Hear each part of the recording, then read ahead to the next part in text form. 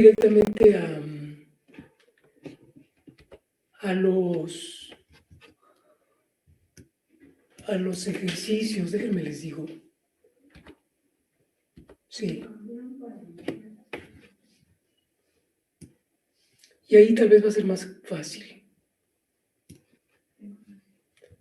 Ok, para ver si...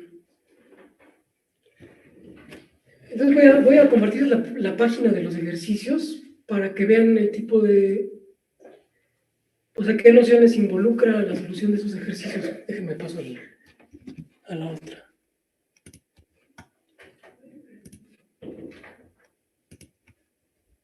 Aquí tal vez. ¿Qué sería? Esto. Fíjense, es el tipo de ejercicios que tendríamos que ver para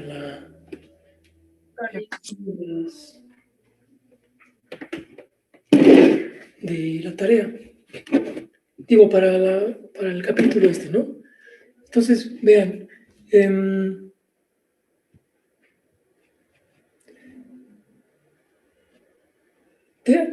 Por ejemplo, tanto la 1 como la 2, el primer y segundo problema, se refieren a verificar si ciertas operaciones satisfacen las reglas de un espacio vectorial. Bueno, lo bueno es convergencia, creo que no lo podemos ver. Ustedes ya vieron convergencia en cálculo, a lo mejor sí lo podemos ver. Un espacio de matrices. Este está bueno. Pero me estoy brincando, ¿no? Estos espacios vectoriales. Capítulo 4. Sí. Aquí está. Perdón. Ok, entonces los que tenemos que poder resolver son como este. Ahí está. Sí, más bien así. Están fáciles, ¿no?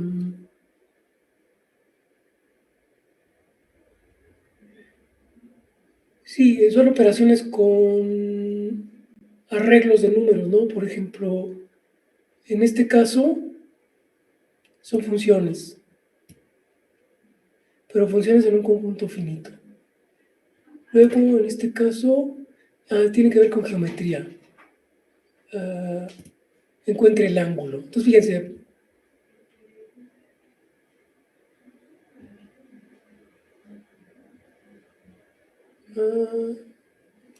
¿Qué es? No importa. Varias.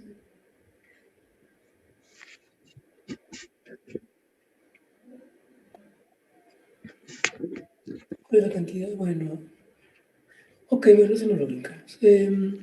Si, por ejemplo, en R2, encuentra el ángulo entre la diagonal del cuadrado unitario y uno de los ejes coordenados, ¿no?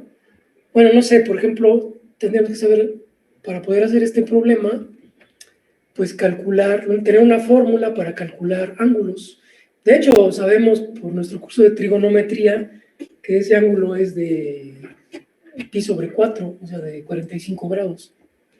Pero lo que necesitamos es una herramienta que nos permita calcular cualquier ángulo entre dos vectores. La diagonal del cubo y uno de sus ejes, el ángulo entre la diagonal del cubo y uno de los ejes coordenados. El ángulo entre la diagonal de un hipercubo de dimensión n y uno de los ejes coordenados. ¿Qué más? Y luego el límite del ángulo entre la diagonal del hipercubo y uno de los ejes coordenados. Bueno. Y un vector, a ver, producto, calcular, no sé qué. Ok, entonces, ese es el tipo de problemas que hay que hacer.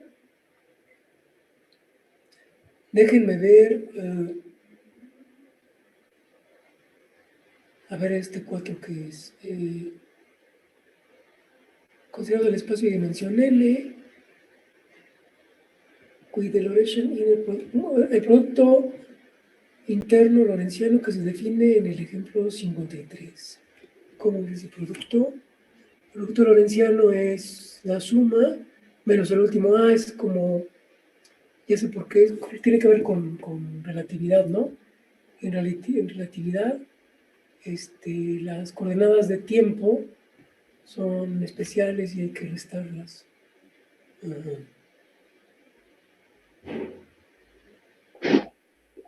Ok. Y entonces nos piden varias cosas sobre ese producto. Ok, entonces el tipo de problemas que tendremos que hacer. Así es que este capítulo es esencialmente, pues, algebraico. Hay que hacer cálculos de cosas. Y entonces hay que saber qué nos piden cuando nos piden hacer un cierto cálculo. Encontrar una proyección, encontrar el plano que pasa por un punto. A ver, ¿cuál es? Sí, el plano que es perpendicular a una cierta dirección.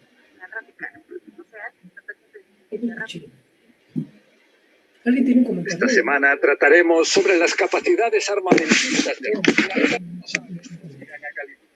apocalípticas. Bueno, entonces el tipo de cosas que hay que hacer. Entonces, bueno, voy a empezar pues por repasar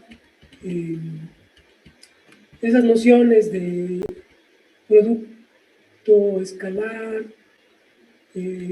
ángulos y lo que es plano y cosas así, ¿no? No estamos viendo espacios de dimensión n. Y bueno, tal vez una buena idea es resolver estos problemas fáciles. Dos, ¿no? Vamos a pensar en el problema 2. ¿Cómo se utiliza? Ok. Entonces,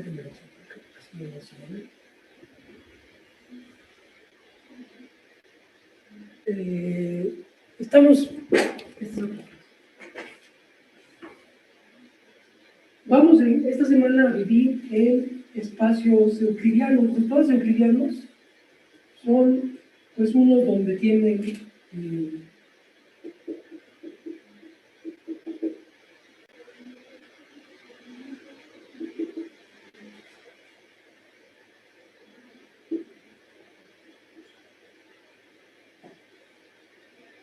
entonces, pues tienen una dimensión, ¿no? Entonces son los elementos, los vectores, son arreglos de números. Y normalmente son arreglos como columnas.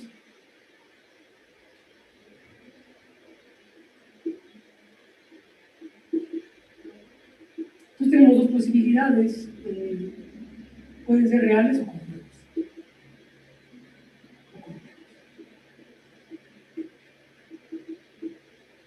Y en ese caso, pues, en el primer caso el espacio se llama Rm y en el segundo pues, se llama los complejos, ¿no? Son los dos espacios, los dos tipos de espacios euclidianos que vamos a considerar. Entonces, estos son los elementos que lo integran y el nombre. Vemos entonces, normalmente sería así, tenemos un vector en Rn, pues es un arreglo de números.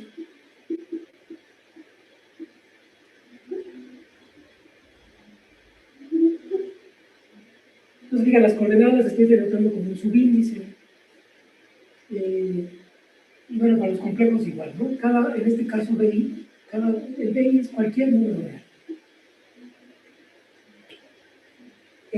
Ahora, estos espacios tienen dos operaciones. Entonces, hay dos tipos de dos operaciones. La primera es sumar vectores.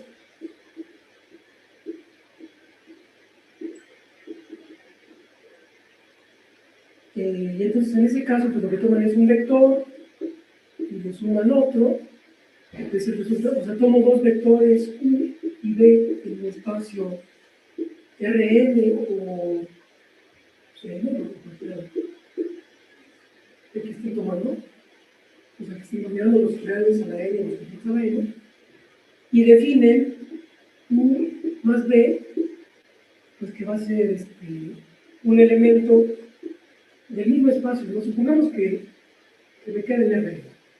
Entonces, si tomo U y B en Rn, U más B va a ser un vector también en Rn, y bueno, ya se imaginan qué es. U más B, si tomo su coordenada I, pues va a ser simplemente la coordenada I de U más la coordenada I de B.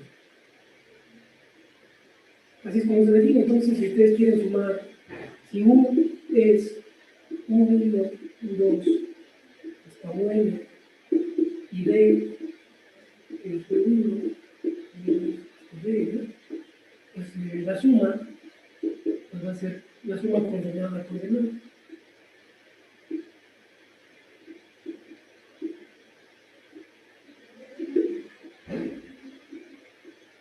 Así se define, ¿no? Entonces es la suma entre vectores. Y la otra operación, esta es la primera operación. La otra operación va a tener que ver aquí.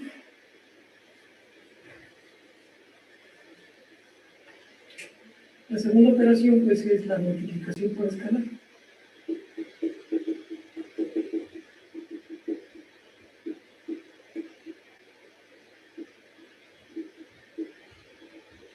Y pues pasa que si toman ustedes un vector en Rn y un número en R, entonces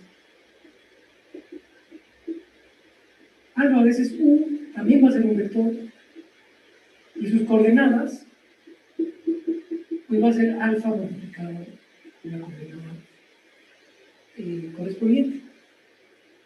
De modo que si U es U1, U2 hasta U9, pues alfa U va a ser alfa U1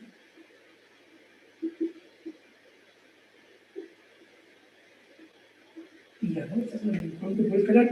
Entonces tengo esas dos operaciones, la multiplicación, la suma de vectores y la multiplicación por escalar. Luego hay esas son las operaciones, ¿no? Pero luego hay reglas entre las operaciones, cómo se relaciona la suma con el producto. También ya lo han visto, hay dos reglas o dos propiedades que relacionan las dos operaciones. Bueno, entonces,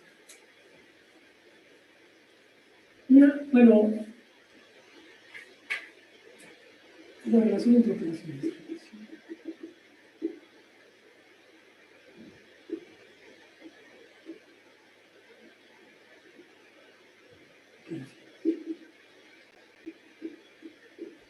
Bueno, las relaciones son las leyes distributivas. Entonces, la primera relación es la propiedad distributiva.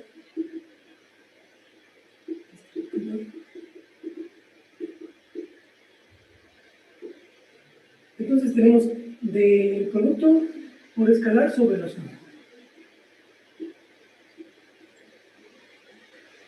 Por escalar.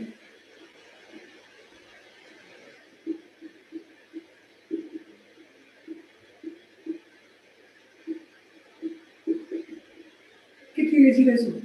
Bueno, es lo siguiente, que si ustedes toman un escalar y dos vectores,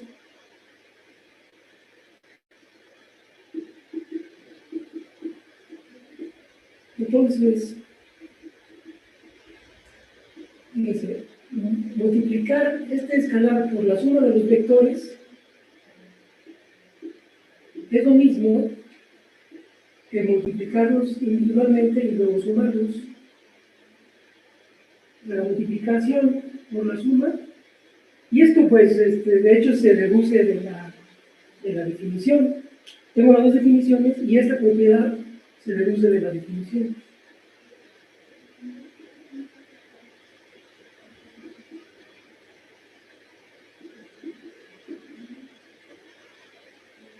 calculan cómo es que reducen de la definición, calculan esto, o sea, las coordenadas de este vector, calculan las coordenadas de este vector y verifican que son iguales. O sea, ¿no? Es un cálculo de dos líneas muy sencillo, ¿no? O sea, se verifica simplemente a partir de la definición que este lado tiene que ser igual que este lado. La otra propiedad es otra ley distributiva, pero ahora desde tenemos una propiedad distributiva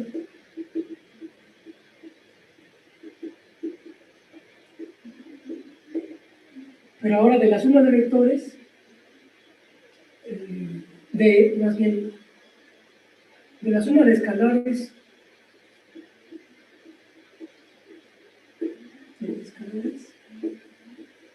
sobre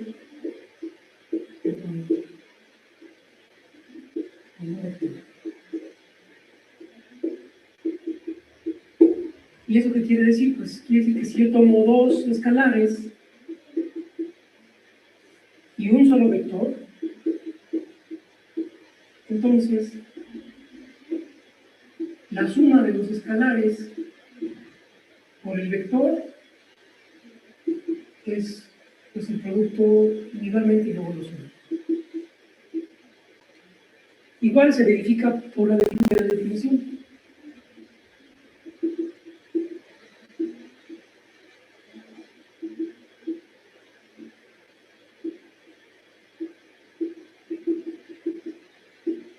Entonces, en este caso de los espacios euclidianos, yo puedo, o sea, lo único que tengo que hacer es definir las operaciones. Digo, sumar los vectores son tales objetos y se suman así. O, yo puedo tomar un vector y un escalar y se multiplican así. Y una vez que definen eso, a partir de esa definición, pues ya pueden deducir propiedades como las que estoy poniendo aquí, esas propiedades distributivas. En el capítulo siguiente, que espero podamos ver la semana que entra o a lo mucho en la otra, lo que vamos a ver es que uno define un espacio vectorial en abstracto a partir de las propiedades. O sea, como que generalizan lo que estamos viendo en espacios euclidianos para espacios más generales. Bueno, entonces sirve como modelo. Después vamos a ver que en realidad todos los espacios de dimensión finita esencialmente son como euclidianos. Ok, entonces eso me define las operaciones algebraicas en el espacio euclidiano de dimensión n. Entonces tengo una noción importante que es la dimensión. Y la dimensión caracteriza el espacio. Y, bueno, también el hecho de que sea real o complejo. Estas cosas pues, se satisfacen también para los complejos. Es lo mismo. Entonces, lo mismo pasa. Entonces, las propiedades, estas propiedades distributivas también se cumplen para el espacio complejo, también se cumplen.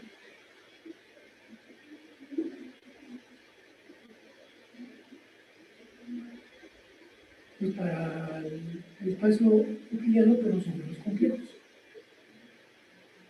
Ok.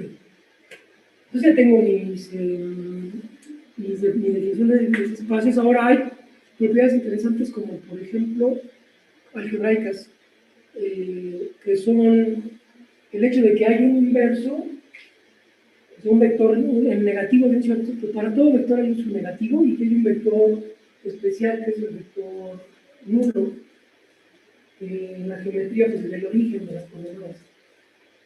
Entonces, el vector 0, que se define así, 0 en la coordenada y entonces es el número 0, o sea que 0 es, le pongo una varita para que se vea que es un vector, y le pongo ceros. Cuando este cumple, que b más 0 es igual a 0 más b, y eso vale b, eso es para partir del vector b.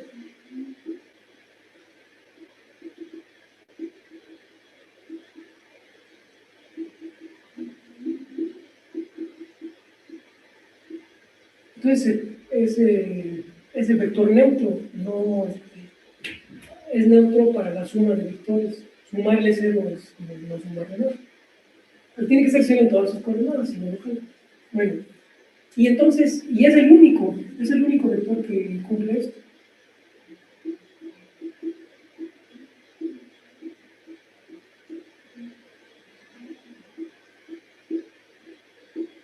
O sea, no hay dos neutros, no hay dos vectores que al sumarlos con cualquier otro vector debe ser. Ese es el vector cero. Y luego hay otra noción que se deriva de las definiciones que dimos, que es la siguiente. Para cada vector en el espacio euclidiano existe un vector negativo, ¿no? Le voy a poner B', y de ahí tal que B más B' es el vector cero. ¿Y quién es B'? Bueno, B', bueno, si B es el vector B1, B2 y así, entonces B' es el vector menos B1, menos B2. Pues el vector que está formado por todos negativos y resulta que también se obtiene multiplicando por el escalar menos 1 por B. O sea, B' es menos 1 por B, que luego se denota también como menos B. Esta es una notación. O sea, el vector, dado un vector, si lo multiplican por el escalar menos 1, lo que están haciendo es cambiando de signo todas sus coordenadas. Y a ese vector se le denota como menos B. Esa es la forma de denotarlo. O sea, esta igualdad es por definición y esta igualdad es por notación. O sea, le quisimos llamar menos B.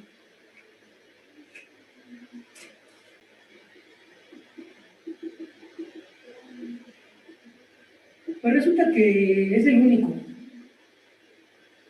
Entonces, el único inverso de B es el inverso, no el único que satisface esto. O sea, para cada B existe uno y es el único. Entonces, menos B es el único vector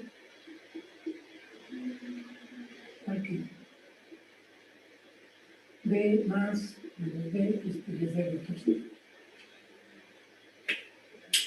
Los que tenemos hasta ahorita, tenemos las operaciones, que son dos, que es uno de vectores, multiplicación por escalar, las propiedades de esas operaciones que las relacionan entre sí, son las leyes distributivas. No, sabemos que hay un vector especial que es el neutro, el cero, de origen, que al sumárselo a cualquier otro lo deja igual, y sabemos que para cada vector hay su opuesto, de modo que cuando se suman, obtengo el vector neutro. Y pues eso es más o menos todo lo que necesitamos para definir el espacio euclidio de dimensión n. Este espacio es con esas operaciones, pues es Rn, con las operaciones suma y multiplicación por escalar,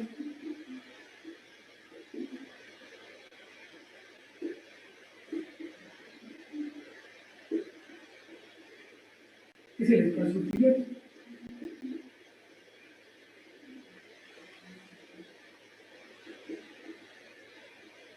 De dimensión n.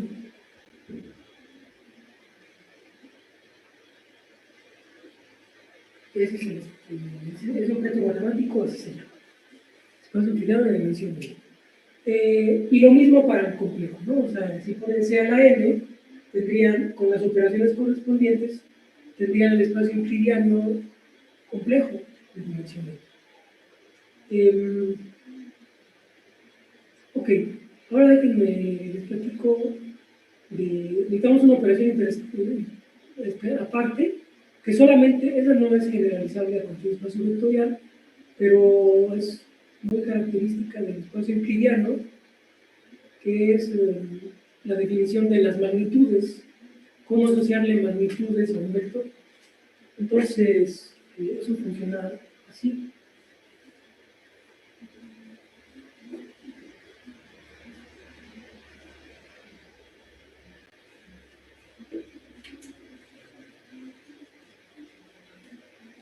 Supongo que el libro lo hace parecido, ¿no?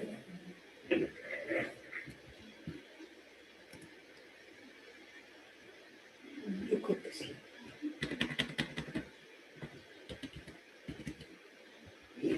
Pues, no.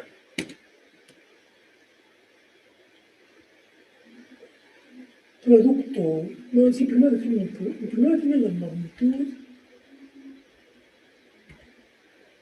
y luego el producto. Ok. Sí.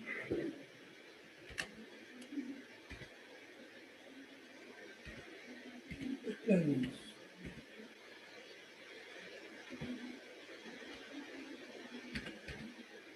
Ok, entonces déjame definir la magnitud en vector.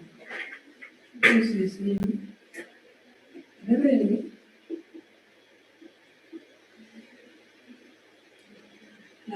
la norma o magnitud de un vector es el número, es un número positivo, o no, más bien no negativo, es un número, voy a anotarlo así. Lo que tengo que hacer es tomar la raíz cuadrada de la suma de b1 al cuadrado más b2 al cuadrado hasta b. Esa es la magnitud. La magnitud de ese vector. Sí, bueno, es algo parecido en los complejos, pero hay una pequeña diferencia. En los complejos a la n, la norma de b, en los complejos a la n es, en este caso, lo que hay que hacer es sumar b1 por b1 conjugado, bueno, no sé si b2 por b2 conjugado es.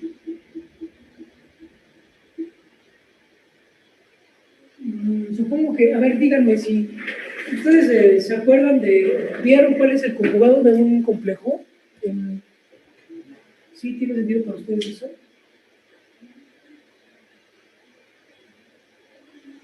¿Alguien o nunca han visto números complejos y sus conjugados? ¿Sí los conocen?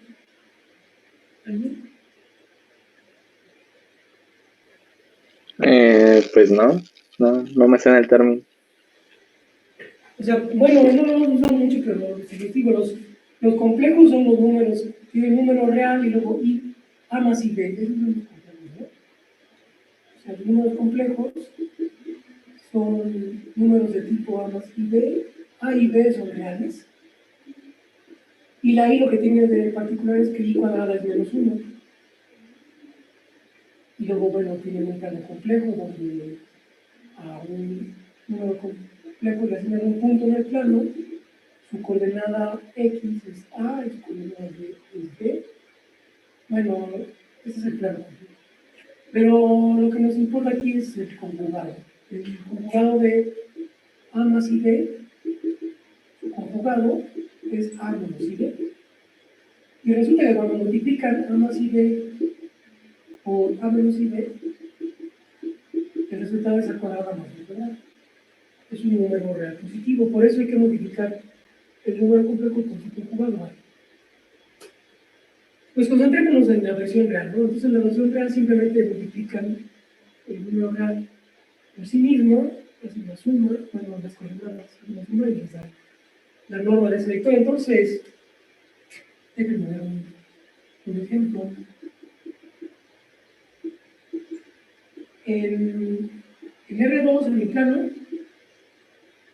la norma de, voy a pensar tomen este vector U, que sea el vector 1,1, o el vector que tiene coordenada x igual a 1, coordenada y igual a 1, tiene norma, pues la raíz cuadrada, bueno, la norma de 1,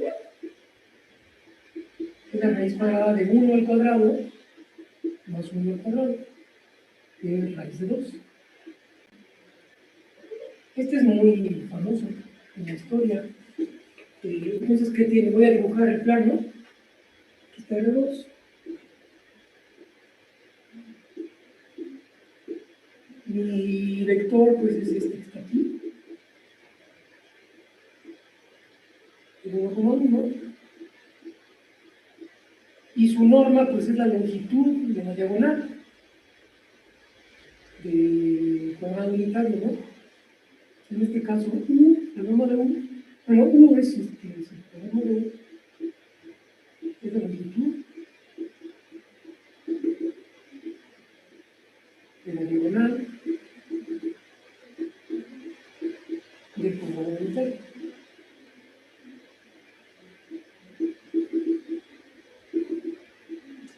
Y bueno, si ustedes, tal vez, bueno, en esos usos de, bueno, en esas, sí, en la historia de las matemáticas, este número es importante porque se supone que en la antigüedad eh, se pensaba que todos los números eh, eran quebrados, eran cocientes de números enteros. Pensaban que todos los números tenían que ser algún entero o no entero, ¿no? A fuerza. Es lo que pensaban que esos eran todos los números posibles. Y de repente, en la escuela de Pitágoras, descubrieron que raíz de 2 no es un número de este tipo. Estos se llaman racionales y este es un irracional. Entonces, por eso se hizo famoso, ¿no? Porque es el número como la magnitud más fácil de obtener que no es racional, que no es un quebrado.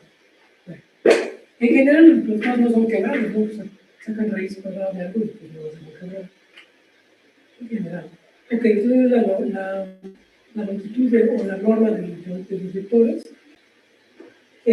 Ahora, si queremos hacer trigonometría, necesitamos longitudes, pero también necesitamos ángulos. Entonces, para los ángulos, necesitamos el producto escalar. Entonces, al definir la norma, ahora déjenme definir el producto escalar.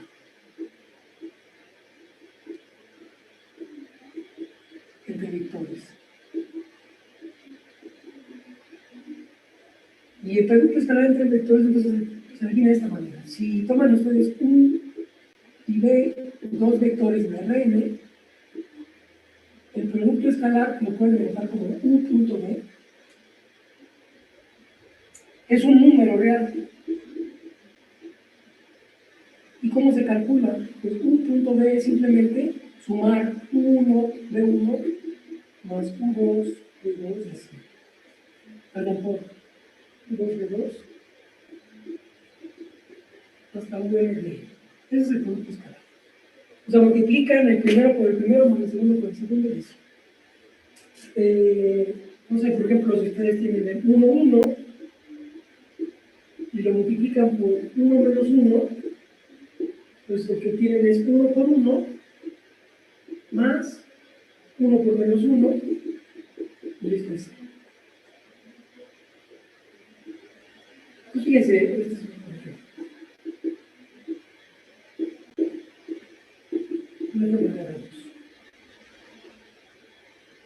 Y este producto que correspondió, pues tenía el vector 1, 1, que es la diagonal, y luego el 1 menos 1, que es este sí, el 1, 1, el 1 menos 1, y su producto menos 0. El producto de estos son menos 0. Bueno, el producto escalar se define así. ¿Y por qué me da 0? Bueno, se relaciona con este ángulo. El producto escalar se relaciona con el ángulo.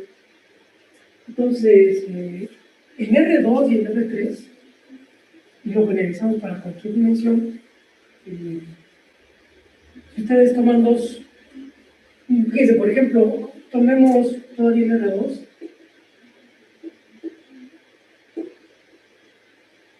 tomen dos vectores,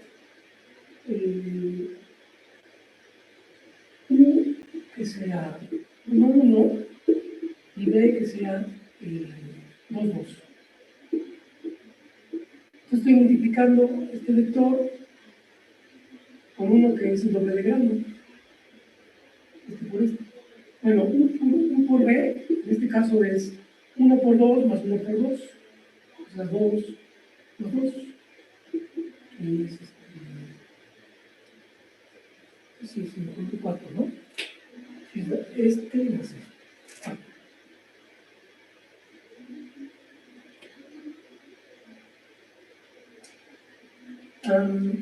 O sea, y este 4 lo pueden poner como, ¿cuál es la norma de este?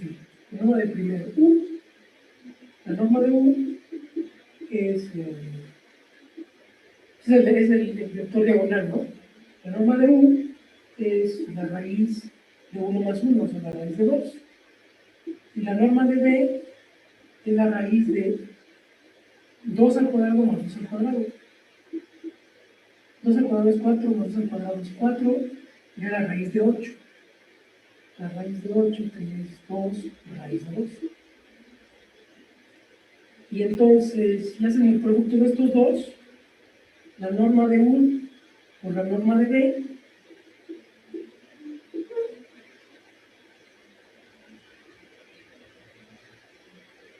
pues es este por este, me queda 2 de la norma de U por la norma de B, es 2 por la raíz de 2 al cuadrado, es 4. Entonces, U por B, en este caso es la norma de U por la norma de B. Cuando multiplico dos vectores que caen sobre la misma línea, su producto escalar es simplemente el producto de sus normas.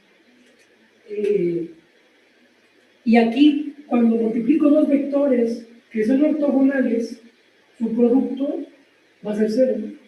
Entonces esa observación se vuelve general. Como aquí en general, en R2, si U y B son ortogonales, o sea, si forman un ángulo de 90 grados, entonces el producto es 0. Y si son colineales, es el producto de sus normas, bueno, dependiendo de la orientación que tengan. Pero lo podemos poner así.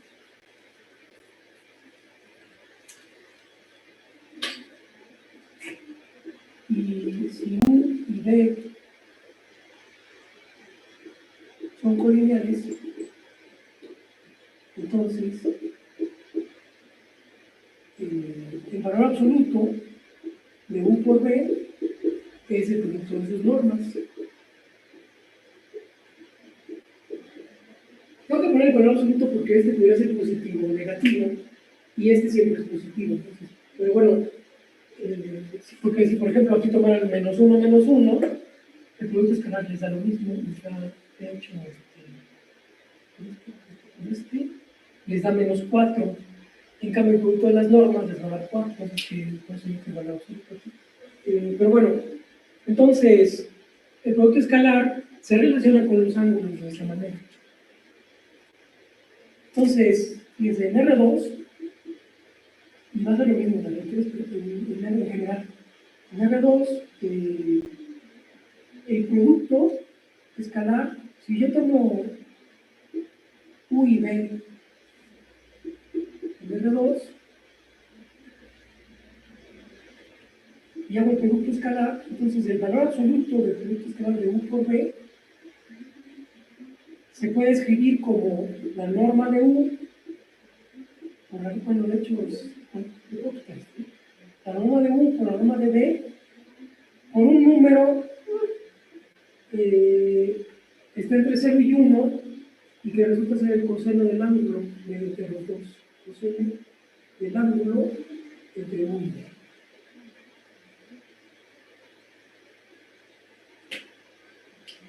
Bueno, ese lo estoy afirmando aquí, pero es un resultado que podemos deducir a partir de lo que sabemos de álgebra lineal y lo que sabemos de trigonometría y geometría analítica, que ya hemos visto. O sea, podríamos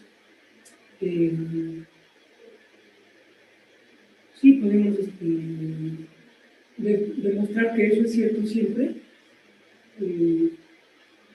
pero para ello tenemos que como construir el triángulo que está definido por esos vectores.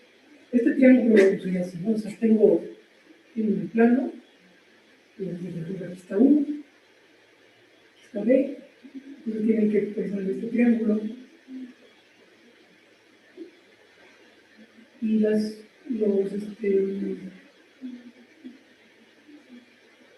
lo que conocemos es entonces, pues, este vector y este vector, y queremos deducir, pues, el valor de este ángulo. Es el teta, ¿ok?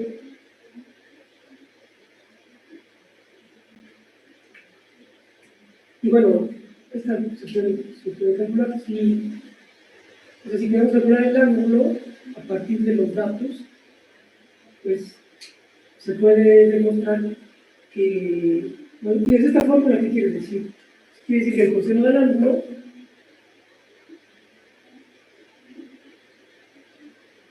se puede calcular como el producto de un punto B entre las normas. Bien.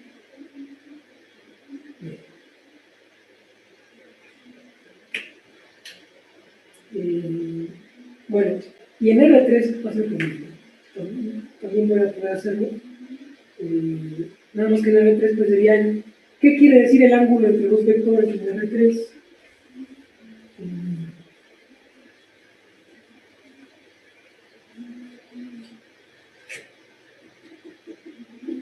En R3 pasa lo mismo.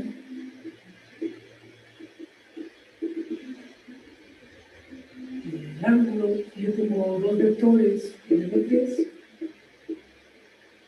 entonces el coseno de teta V va a ser lo mismo, ¿no? U por B entre la norma de U con la norma de U.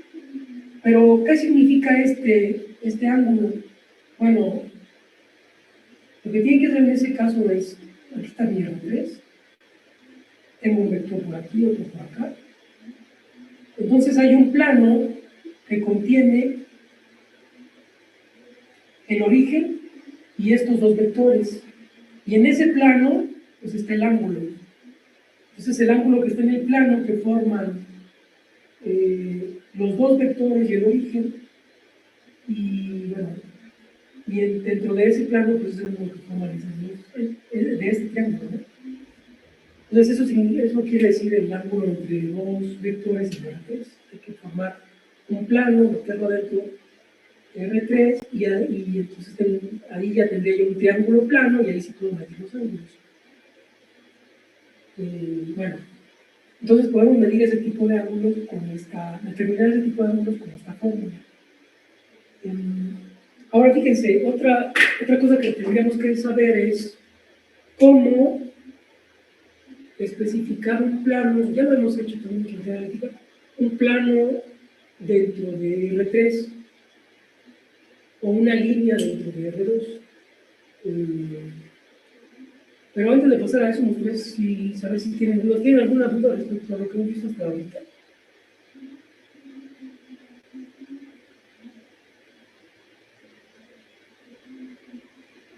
Sí. No, profe. Ok, entonces antes de adelantarme un poco más, me gustaría resolver el primer problema. Ya tenemos como las herramientas para el primer problema. El primer problema nos pedía calcular el ángulo entre la diagonal Pues calcula el ángulo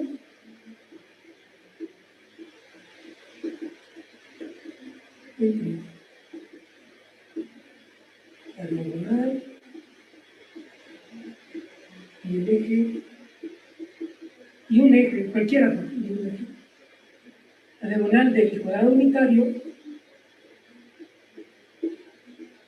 en realidad no importa que sea el cuadrado unitario, una diagonal del cuadrado unitario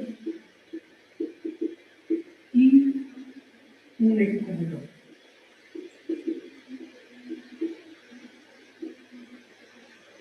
En dimensión cualquiera, coordenado en Rn para, bueno, n igual a 2, 3 y n en general. Y n general. Bueno, claro, entonces en R2 que tengo el cuadrado unitario, diagonal, debo calcular este ángulo. Bueno, yo sé que vale 45 grados, pero vamos a ver por la fórmula, ¿no? Entonces, va a ser lo mismo con este otro, con el otro eje coordenado. De hecho, podemos tomar el primero, ¿no? Entonces, fíjense, los ejes coordenados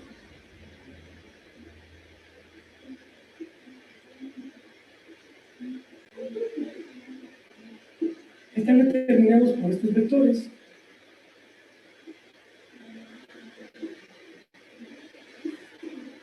Por los vectores 1, 0, que llamamos E1, y el 0, 1, que llamamos E2. Este determina el eje X y este determina el eje Y. Todos los múltiplos de E1 son el eje X y todos los múltiplos de E2 son el eje Y.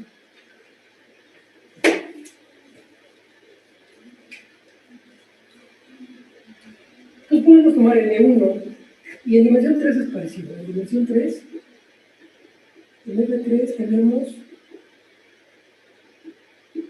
E1, que es 1, 0, 0, E2, que es 0, 1, 0, y E3, que es 0, 0, 1. Tengo tres ejes coordenados y por lo tanto tres vectores. Estos se llaman, después vamos a ver por qué se llaman así, pero son los vectores de la base canónica. Como que tenemos tres vectores unitarios que determinan a los ejes coordenados. Una superficie general. En Rn, pues tenemos E1, que es 1, 0, 2, 0, y 2, 0, 1, 0, 2, 0, y así, ¿no? Este que llama N, que es el que tiene solamente un marginal. Es 0 y 1. Estos son los vectores en general que determinan los ejes coordenados. En R3 tenemos el eje X, el eje Y, el eje Z, pero en general tenemos n ejes, cada uno que se está determinado por uno de los vectores. Fíjense, si ustedes multiplican el ángulo con el R2, el ángulo. Bueno, otra cosa que se me olvidó decir, la diagonal en cada, ¿cómo está determinada la diagonal? En cada caso. Entonces, la diagonal está, pero corresponde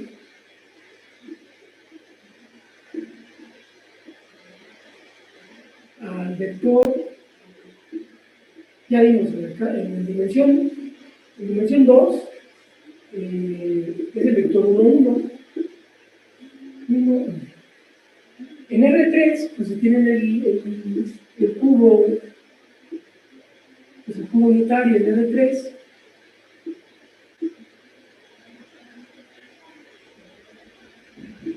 pues es el 1, 1, 1. Está aquí el 1, 1. Esto es el R2. El R3, bueno, U, digamos, llámenle 1, 2, sería el R2, y el R3, 1, 1, 1. Sería 1, 2. Bueno, voy a llamar U siempre, ¿no? R3. Y en general, pues es el vector de puros unos, el R. Entonces lo que quiero es encontrar el ángulo entre uno de estos, entre el vector diagonal, U, y uno de estos, el que sea, ¿no? Pero voy a tomar el primero. Entonces, déjenme resolver. Entonces, ¿quién es el R2? En R2 tenemos que ese ángulo entre U y E1, pues es el producto escalar U por E1 entre las normas. La norma de U en este caso es la raíz de 2. Y la norma de E1 pues es 1. La norma de todos estos vectores siempre es 1 porque es la suma de sus entradas al cuadrado y ellos sacan raíz, pero como no hay una entrada diferente de 0 y vale 1, pues todos tienen norma 1. Pues E algo, todos tienen norma 1. Entonces, ahora, ¿quién es este producto? Pues U por E1 es, y estoy multiplicando 1, 1 por 1, 0. Cuando multiplican, pues les da un 1. Entonces aquí sería 1 entre la raíz de 2. Si hubiera tomado la otra dirección, la dirección 2, me da lo mismo. Porque es 1, 1 por 0, 1, vuelve a ser 1. Entonces siempre, por eso no depende del eje coordenado que toman. Como este tiene puros unos y este tiene solamente un 1, su producto va a ser 1. Luego, en R3, tenemos, bueno, teta U E1, esto es el U por E1. Ahora, ¿quién es la norma de U en R3? Pues es la raíz cuadrada de 1 más 1 más 1, que es la raíz cúbica de raíz de 3, o 1, me queda, y este producto sigue siendo 1 de la raíz de 3. Y en general, pues voy a tener 1 de la raíz de n. Es chistoso porque eso quiere decir que el ángulo se va haciendo cada vez más chico. En general, el Rn, teta U E1 es U por E1 sobre la raíz de n, que es 1 entre la raíz de n. Entonces, bueno, lo puede uno verificar en R3 porque en R3 podemos hacer medidas, pero si ustedes se van al cubo,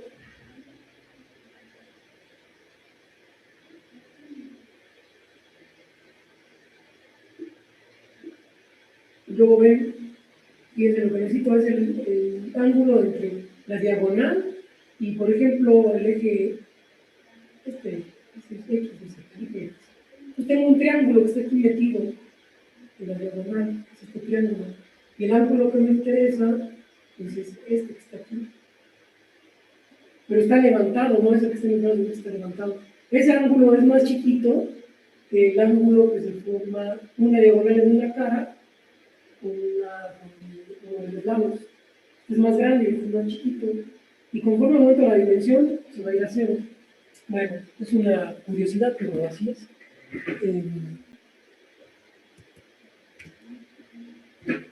Bueno, eso resuelve el primer problema. Entonces, en el primer problema, de lo que se trataba, no sé en el segundo problema, de lo que se trataba era de ver, primero, cómo se calculan los ángulos, y luego ver ese fenómeno de la dimensión, que la diagonal del cubo unitario con uno de los lados forma un ángulo cada vez más chiquito. Pues, así es. Ok, déjenme ver cuál era el otro problema. Ok, tal vez conviene que vaya a los planos ahora porque planos de hiperplanos para ver otro problema.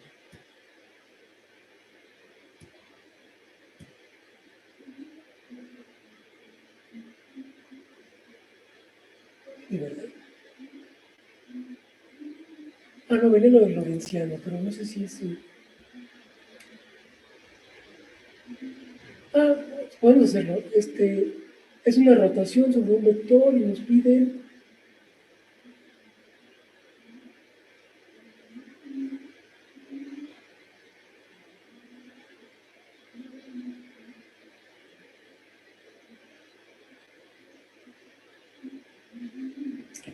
Sí, la acción de la rotación geométricamente. Es una rotación. Ok, fíjense, lo que nos piden es esto. Es como para empezar a ver cómo actúan las matrices sobre los vectores en el caso euclidiano. Entonces, tenemos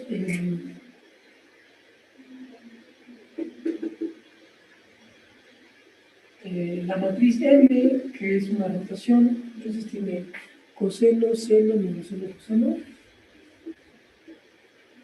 coseno de teta, seno de teta menos seno de teta, coseno de teta. Y luego un vector cualquiera, que tiene x o x1, x2, que no va a tener x2. Y lo que nos piden calcular es m por x, pero dividirlo, entonces calcule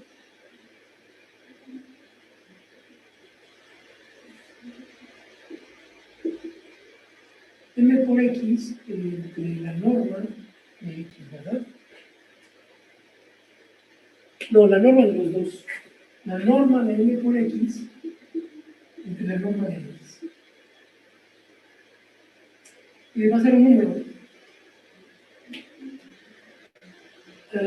Ok, vamos a ver para...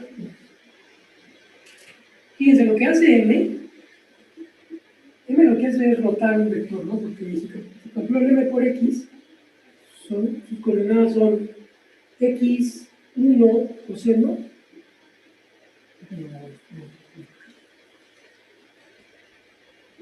calculo el m por x, entonces tiene x1 coseno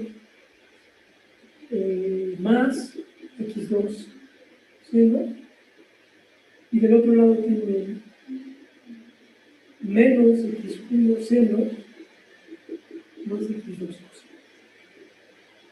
Es lo que le hace multiplicar por un vector. Bueno, tal vez lo vimos antes, pero si este es su vector x1, x2, lo que va a hacer la matriz es que lo va a rotar con un ángulo teta. Es x sería x. Pero si realmente eso es lo que está pasando, entonces esto que está aquí arriba es la magnitud del vector resultante después de la rotación, y lo que está abajo es la magnitud del vector. Como simplemente lo roté y no cambié su magnitud, el cociente tendría que ser 1. Vamos a ver si eso es cierto.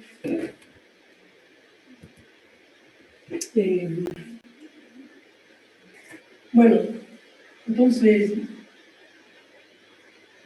esa sería mx, entonces la norma de mx, pues es la norma de mx, pues es igual a la raíz de esto al cuadrado más esto al cuadrado, entonces tengo x1 coseno de teta más x2 coseno de teta al cuadrado más menos x1 coseno de teta más x2 no, aquí coseno y la teta. Y esa es la raíz de todo. Bueno, no está tan difícil porque cuando elevan al cuadrado este binomio, van a tener x1 al cuadrado pues 1 al cuadrado. X1 al cuadrado seno cuadrado.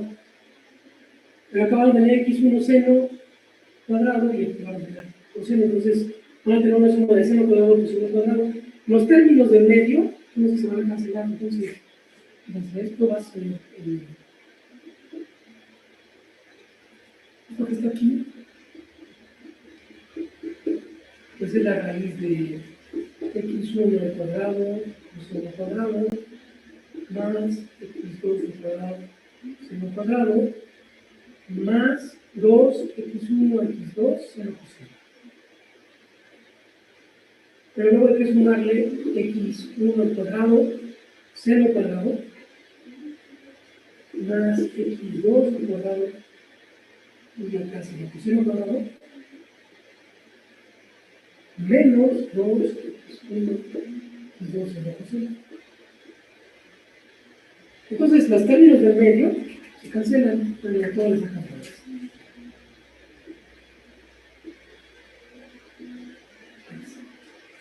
Ese término se cancela con este término y solamente me queda esta suma, pero esa suma sería x1 al cuadrado, factor común de seno coseno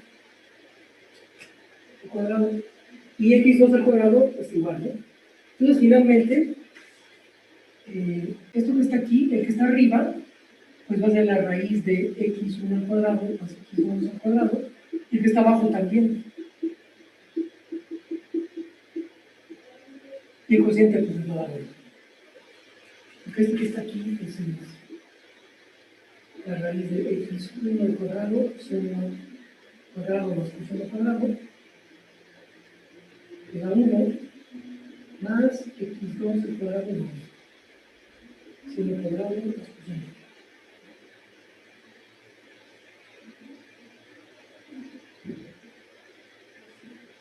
Por eso me da 1. Entonces, pues sí, lo es lo que se espera de la rotación, que la rotación no cambia la magnitud de los vectores, que es lo que pretendieron en el ejercicio.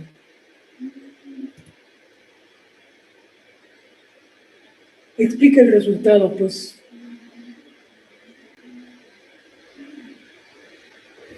Pues el resultado es ese, que la operación, la acción de M es rotar los vectores, y por lo tanto pues no cambia su norma, y por eso el cociente de la norma final entre la norma al principio es 1. Bueno, entonces ese tipo de ejercicios se pueden hacer fácilmente. Ahora, el de las valencianas yo creo que lo dejamos.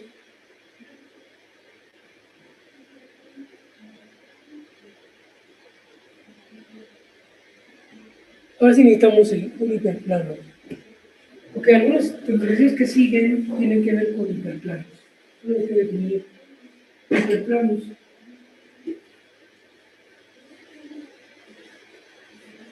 Bueno, primero vamos a ver lo que es un plano en R3.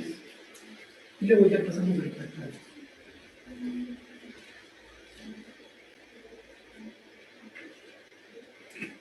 Los planos en R3.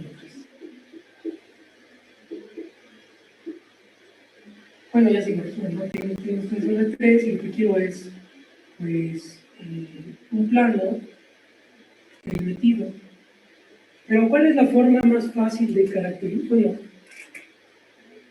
según la geometría clásica, pues para determinar un plano basta con 3 puntos.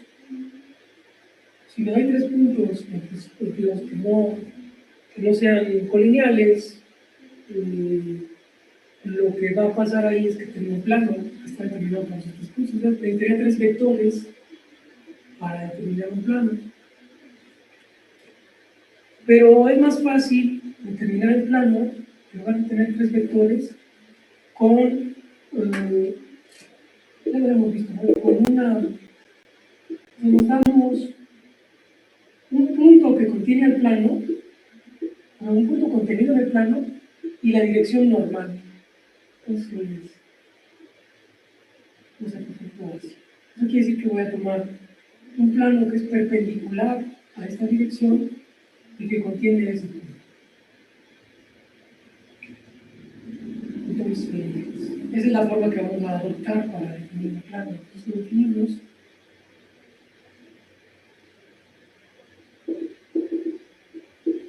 el plano por un punto que lo contiene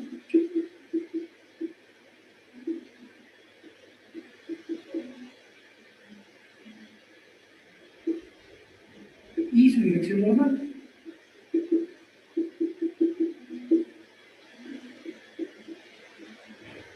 Entonces, un punto que lo contiene, vamos a llamarle P, y su dirección normal, que le vamos a llamar U. Entonces, los dos son vectores. El vector P es el punto que está contenido en el plano, y N, y U es el vector normal. Y entonces, ¿qué se cumple? ¿Cómo se define el plano? Entonces, el plano es el conjunto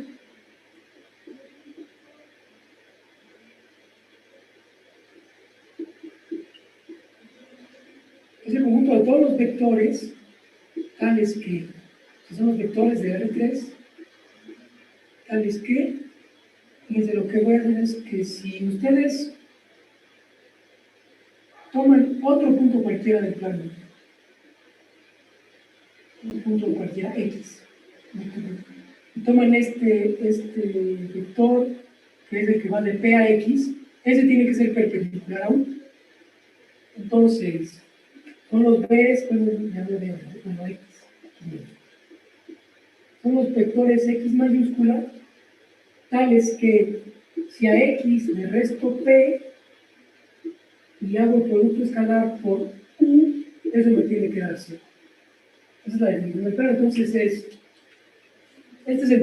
obviamente si pongo X igual a P, se vale, ¿no? Porque X menos, P menos P me da 0 multiplicado por U, pues sí.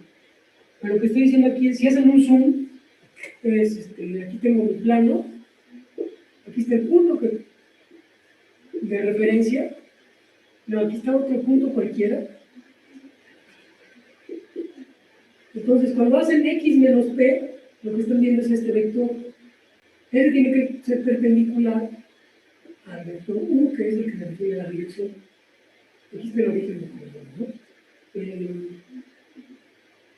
Eso es lo que está escrito en esta ecuación. Entonces, eso es lo que me define un plano. Ahora, vamos a ver cómo se diría esto. Entonces, supónganse que P, pues es un vector cualquiera ABC, fijo. Luego que U, pues ese es el número de 23. Entonces, en ese caso, el plano pues va a ser el conjunto de las X1, X2, X3.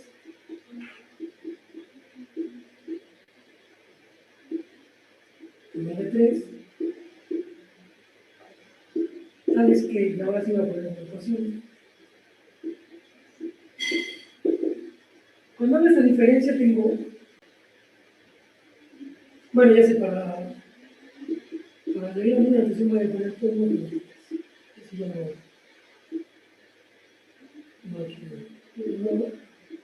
conservo la notación de los demás. Entonces, C va a ser P1 por los T3, P1 por los T3 y la X, ¿no? Pues que se cumple.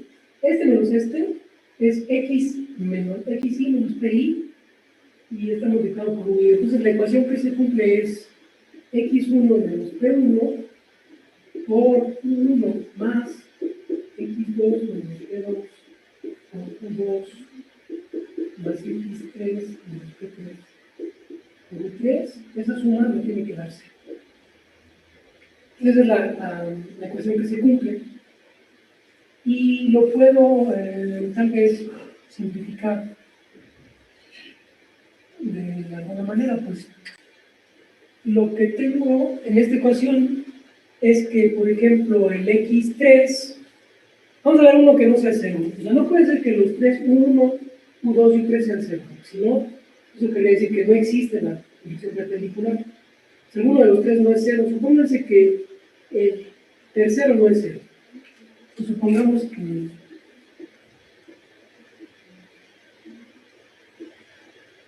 P3 más C. Entonces, si X pertenece al plano, se cumple, y despejo el X3. Este lo paso para allá, entonces tengo X3 menos P3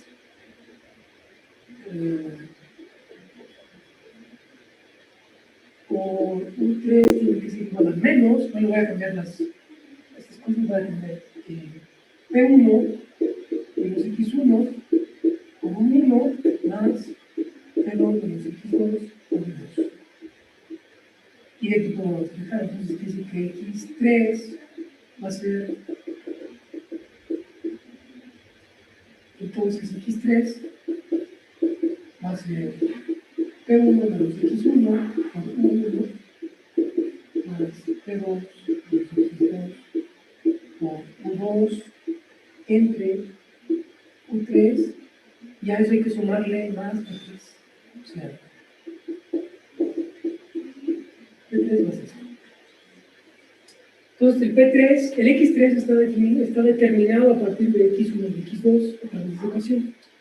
Simplemente pues, esto, ¿no? Ok, entonces ustedes pueden poner X1 arbitrario, X2 arbitrario, y el X3 está definido. Entonces mis vectores tienen esta forma. Los vectores del plano tienen la forma. Bueno, X1, que es lo que sea, X2, que es lo que sea, y X3, que es esta suma. O sea, X va a ser igual a X1 por lo que sea, y no hay X2, déjenme. Pero aquí, fíjense, el X1 va multiplicando a, lo que aparece aquí con X1, pues es X1 por 1 sobre U3, con un signo menos. Entonces aquí tengo menos 1, bueno, menos 1 sobre U3. Y luego el X2 es lo que sea, pero acá va un menos U2 sobre U3. Aquí, no, menos U2 sobre U3. Y luego hay que sumarle algo que es lo que me queda, que es P3 más P1, 1 sobre U3, P2, 2 sobre U3. Entonces, más este vector que es 0, 0, y el de abajo, pues es lo que me falta, ¿no? Más 0, 0, y la tercera coordenada es P3 más P1, 1 sobre U3 más P2, U2 sobre U3. Es un poco gacho. Y arriba sobre C. Lo único que hice fue que, cuando tomando en cuenta cómo X3 depende de X1 y X2, pongo el X1 es lo que sea, y esa es la primera coordenada es arbitraria. La segunda coordenada es arbitraria, pero la tercera coordenada depende de la primera y de la segunda, de esta manera. Si me doy la primera, entonces tengo que poner la primera coordenada la tengo que multiplicar por menos 1 entre U3. La segunda coordenada la tengo que multiplicar por menos U2 sobre U3. Y además me queda un resto que son el P3, P1 sobre U3, P2 sobre esta cosa. Eso es lo que le agregué aquí, ¿no? Entonces el hiperplano también se puede ver así. Bueno, este plano. Entonces el plano se genera con dos vectores. Se genera con los vectores. Pues este que está aquí, si quieren lo llamo es como un 1, que es 1, 0, menos U1 sobre U3, U2, que va a ser 0,1 menos U2 entre U3, y un vector fijo, bueno, unos vectores, y un vector fijo, digamos, voy a llamar P', o sí, entonces sería 0, 0, y la combinación de P3 más, ahora, P3 más P1, 1 sobre 3, más P2, U2 sobre 3.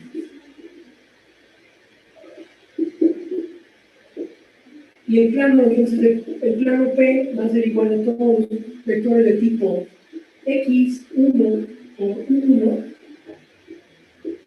o sea, este escalar por este vector, más otro escalar cualquiera por el otro vector, más el constante P2. Todos, y X y X1 y X2 son cualquiera.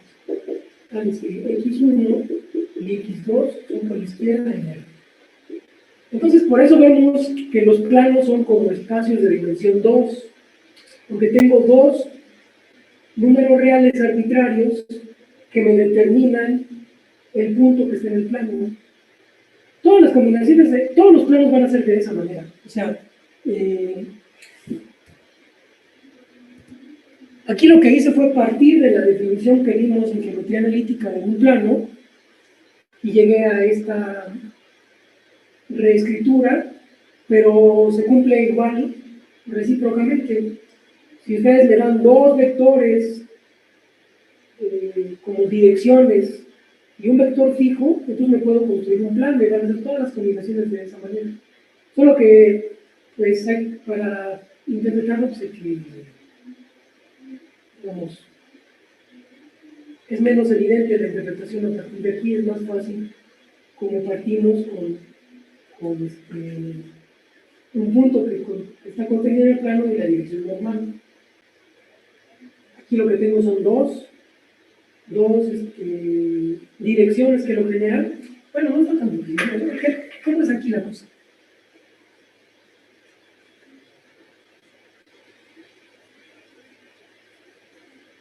Aquí tengo combinaciones de dos vectores fijos y luego un vector de dos vectores fijos, el U3 por ejemplo,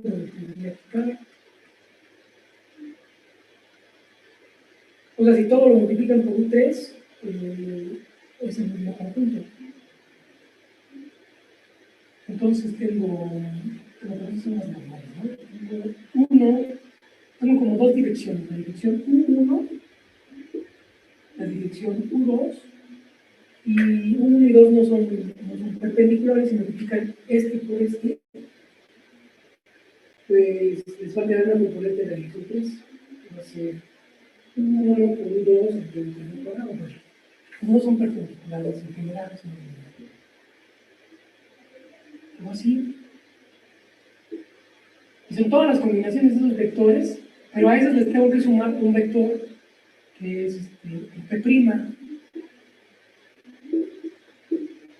Entonces sería algo así como aquí arriba, pues este es P', ¿no? ¿Sí? Se fijan, si ponen ustedes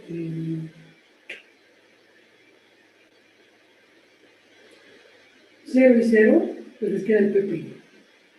El P' es un punto que está en el plano y que se escribe como P3, bueno, que tiene coordenadas 0, 0 y luego esta coordenada. Solamente una coordenada de Z. Entonces, el P' en realidad está en la intersección del plano con el eje Z.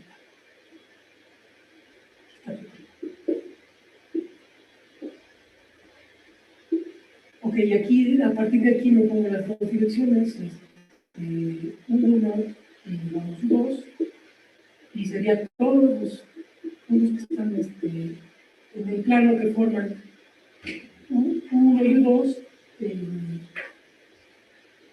los múltiplos de 1 y 2 sobre... sí, o sea, toman, es que tú lo ¿no? Se ponen aquí lo apuntan en una dirección, en otra dirección, y este punto y estos otros dos puntos forman el plano. Ese es el plano. Pues lo extienden al infinito y lo van a tener el plano. Está escrito por esas dos direcciones y el vector fijo por primo. Bueno, entonces podemos escribir así en general los planos como dos vectores fijos que se van a multiplicar, pues, que determinan como direcciones, y un vector constante que me va a decir qué tan lejos paso del origen. Si el P' vale 0, pues quiere decir que mi plano pasa por el origen. Ok, tal vez con eso pueden hacer problemas que siguen, pero por lo pronto lo vamos a dejar así.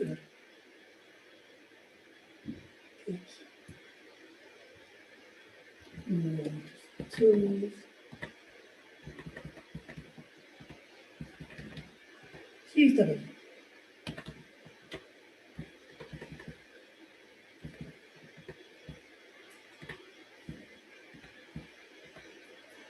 Ok, entonces pueden pensar en hiperplanos en dimensión más general, en dimensión más grande, y podrían escribirlo de la misma manera. Entonces, esto se puede generalizar. La noción que digo antes que era, o sea, las dos se pueden generalizar, pero en el caso en el que tienen un vector y un vector perpendicular, lo que pueden obtener es solamente, o sea, le quitan una dimensión al espacio, ¿no? Es así, en Rn ustedes consideran un conjunto de tipo las x tales que x menos p como vale 0. Bueno, esto les va a dar una ecuación, pero como tienen n incógnitas, entonces esto determina, así tomo p y u fijos, este conjunto determina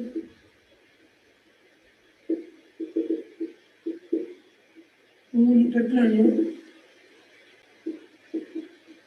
de dimensión, pues nada más n-1, porque nada más le quité un grado de libertad. Pero si lo veo como combinaciones de este tipo, puedo definirme hiperplanos de dimensión más chica. Entonces, en general, dados U1, U2 y no sé, K y un P, todos son reales. Y lo que necesito es que K sea menor que N, pero puede ser cualquier cosa.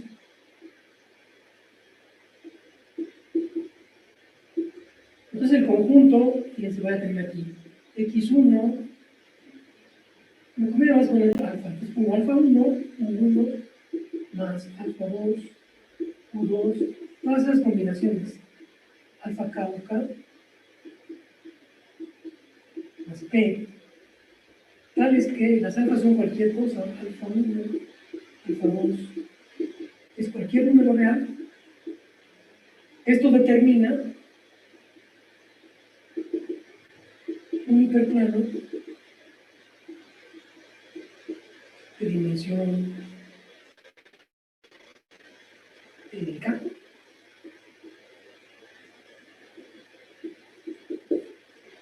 Y me conviene más verlo así porque puedo tener un hiperplano, por ejemplo en R4, un hiperplano de dimensión 2, o cosas de ese tipo. Bueno, entonces, por lo pronto lo voy a dejar aquí y pues nos vemos mañana. Mañana seguimos con cosas de este capítulo. Los voy a recomendar que lo lean, está fácil de leer y es cortito y pues conviene. Para que ustedes mismos le vayan adelantando y me hagan las preguntas que consideren.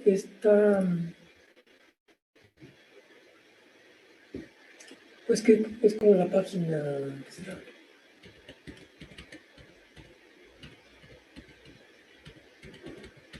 Aquí está. Se van ustedes a la página 83 y son como 10 páginas, yo creo.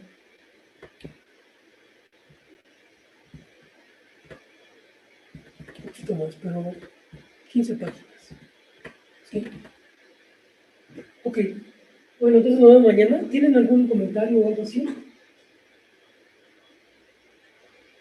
¿No? Bueno, si no tienen comentarios, pues nos vemos mañana. Efraín está hablando. ¿Qué pasó? Es que No, profe, iba a decir que no. Ok, nos vemos mañana. Muchas gracias. Gracias. Hasta mañana. Bye.